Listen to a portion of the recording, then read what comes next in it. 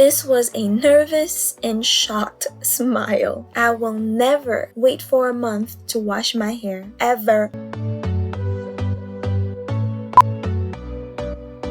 Believe me when I tell you, learning about your hair and giving it the best care possible is a journey. A journey in which you could have good days and bad days. Maintaining healthy hair requires consistent effort, guys, when I tell you, and neglecting it for too long can have significant consequences. By the end of this wash day, I realized this patch of hair was not just hair shedding, it also included hair breakage, which became very noticeable with some areas of the front of my hair looking thinner than usual. I'm currently holding my black Haitian castor oil, which is liquid gold for sure. I did this routine the night prior to washing my hair. I have a full video here on what I did that day and the benefits of using castor oil on your hair. Some quick benefits are increased new hair growth, increased hair thickness and elasticity, and so on. By the way, if you're new here, consider to hit the subscribe button and let's continue for some more mistakes that I made that day.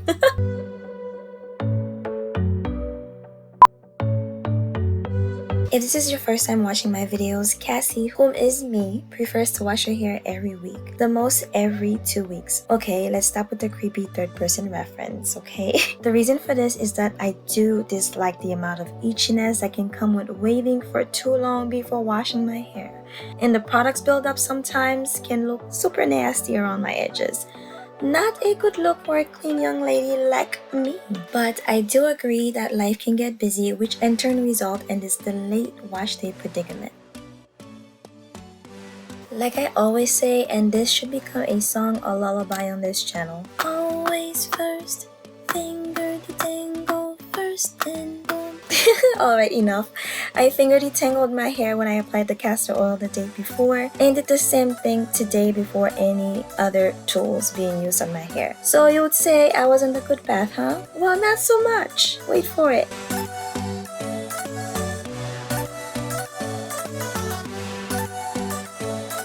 This was my second time trying the viral TikTok unbrush on my hair and I was still struggling with using it the proper way for my hair type. I've watched many videos where people used it on big section hair with ease. No way, Jose, for me. My hair said, no girl, you're not about to use this brush like this while you haven't detangled me with a tool in a month. My hair had the castor oil in it, but it needed some water-based moisture and way smaller sections for a healthier detangle free of breakage process. Once I realized that, I sprayed some water on my hair, but the section was still too big. Even when I finally understood that, the small section I made should have been even smaller to get the daily shedding hair out without having to cause much knots and tangles in its passage. Again, remember we're talking about hair that has not been in contact with a comb to remove the daily shedded hair in a month. My mistake was to think the viral unbrush was going to work in the same way as it did for others.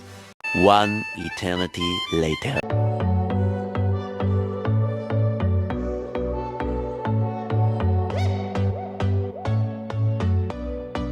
Don't get me wrong, once I mastered the way to use this unbrush on my hair, I can confidently say today it's a great brush to have. Nowadays, I would grab it before even grabbing my comb. So quick tips for you with the unbrush that worked for me. If your hair has not been detangled in days like me, use very small sections, spritz with water, not wet, starting with the ends to the roots, following the alignments from the teeth of the brush, and boom, you have it. Now you are a TikTok viral brush pro user.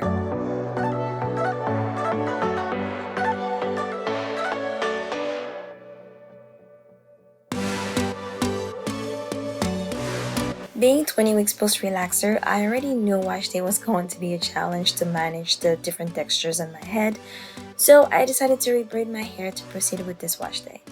Of course, I went ahead to making the same mistake when it was time to detangle the front of my hair. I did it on one big section, but whatever. The lie in my head was it was going to save me time since the front of my hair is usually softer. The truth was it would have taken me less time have I made smaller section, thus more beneficial to my hair. This ball of hair was just one portion of the shedded hair and breakage I got on that day.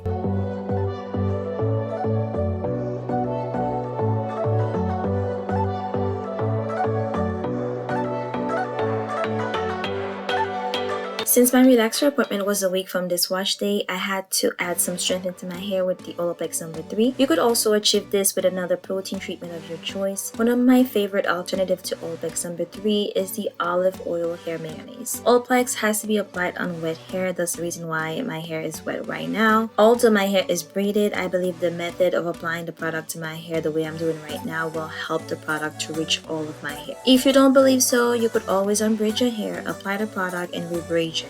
You don't have to follow this application technique to the T if you don't want to. I applied the plastic cap because this girl over here is always doing something else at home. Olaplex does not need a plastic cap though if you're leaving it on your hair for 30 minutes or less.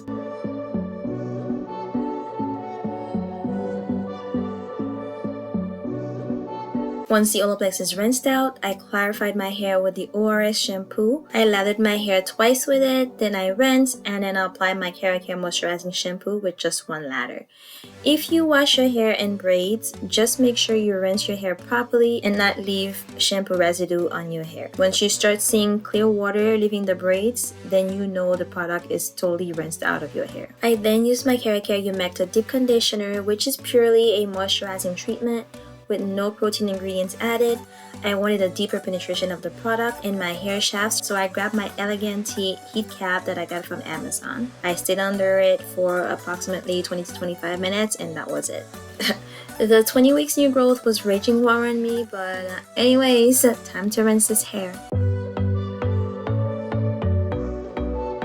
As my leave-in today, I'm applying one of my favorites, the Olaplex number 6 to the braids first, just a small amount, then I applied another small amount to each section that's unbraided. The plan was to blow dry my hair that day. You'll see what happens later. I find that keeping my hair in a stretched state makes the relaxer day a bit easier for my stylist in my scalp.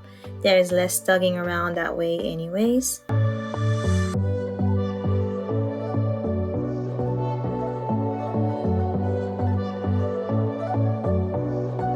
When I thought detangling my hair was going to be easier after keeping it in the braids, Lord have mercy on me.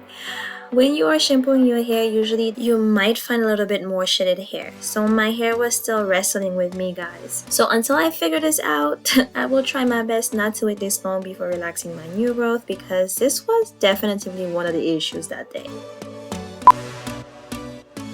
Finally, we were going somewhere with the detangling, so I thought, I know now from my past mistakes you can't use the comb attachment of the blow dryer unless all knots are out. So I grabbed my tangle teaser brush to make sure all tangles and knots were out. I added a bit more water for a smoother pass of the tangle teaser through my hair that was air drying very fast that day for some reason. The tangle teaser would occasionally get stuck, so I went back to the unbrush.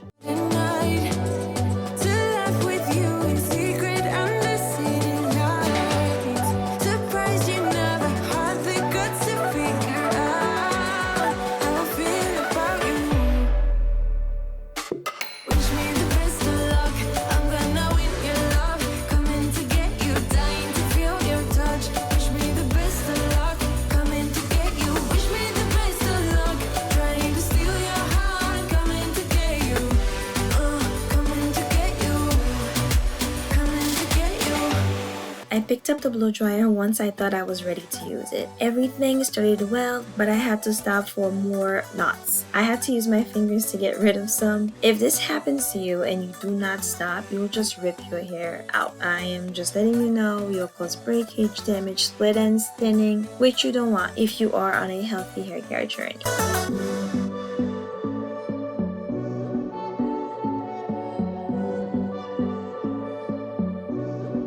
So here comes the funniest part of the story, guys. The comb attachment of the blow dryer that I'm using is magnetic, and that thing just got stuck to my hair and just flew.